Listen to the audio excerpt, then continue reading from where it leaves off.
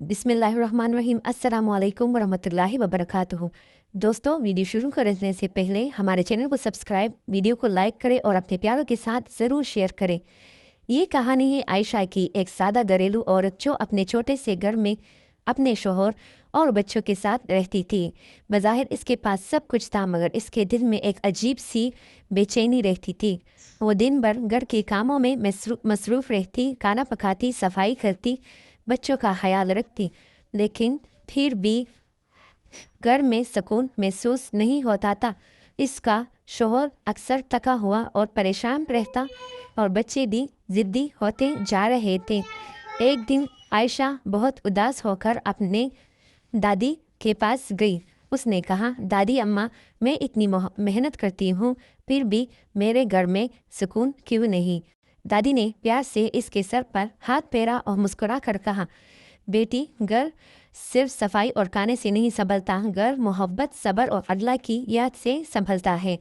दादी ने आयशा को चंद अहम बातें समझाई। उन्होंने कहा, सबसे पहले अपनी नमाज की पाबंदी करो, क्योंकि नमाज दिल को सुकून देती है। घर में हमेशा नरम लहजा इस्तेमाल करो, क्योंकि सख्त अल्फाज दिलों को तोड़ देते हैं। अपने शोहर का एहतराम करो और बच्चों की तरबियत मोहब्बत से करो, डांट टपट से नहीं। फजूल खर्ची से बचो और अपने घर में कुरान पाक की तिलावत को मामूल बना लो। जब घर में अल्लाह का जिक्र होगा तो रहमत और सुकून खुद ब खुद नाजिल होगा। आयशा ने दादी की बातों को दिल से कबूल किया और अपनी ज़िंदगी में तब्दीली लाने का फैसला किया। अगले ही दिन से उसने फजर की नमाज से अपने दिन का आगाज़ करना शुरू किया। वो हर काम मुस्कुरा कर करने लगी, शोहर से नरमी से बात करती, बच्चों को प्यार से समझाती और रोज़ाना कुछ वक़्त कुरान पाक की तिलावत में गुजारती। शुरू में सब कुछ वैसा ही था, लेकिन आहिस्ता आहिस्ता तब्दीली आना शुरू हो गई। उसके शोहर के चेहरे पर सुकून नज़र आने लगा। वो घर आकर खुश महसूस करने लगा। बच्चे भी अब ज़्यादा फरमाबरदार और खुश अखलाक हो गए थे। घर में झगड़ों की जगह मोहब्बत ने ले ली थी और बेसुकूनी की जगह सुकून ने ले ली थी।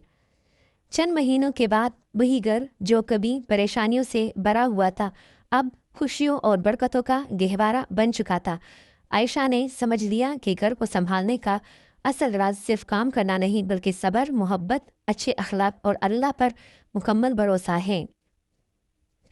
याद रखिए, एक नेक और समझदार औरत अपने किरदार और अखलाक से अपने घर को जन्नत बना सकती है। इस्लाम हमें यही सिखाता है कि हम अपने घरों को मोहब्बत, बर्दाश्त और अल्लाह की याद से रोशन करें। जब नीयत खालिस हो और दिल में अल्लाह का खौफ हो, तो छोटा सा घर भी जन्नत जैसा बन जाता है। अगर आपको ये खूबसूरत और सबक आमोज़ बातें पसंद आई हो तो वीडियो को लाइक करें, शेयर करें और हमारे चैनल को सब्सक्राइब करें।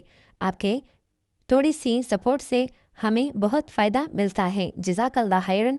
वस्सलामु अलैकुम वरहमतुल्लाहि वबरकातुहू।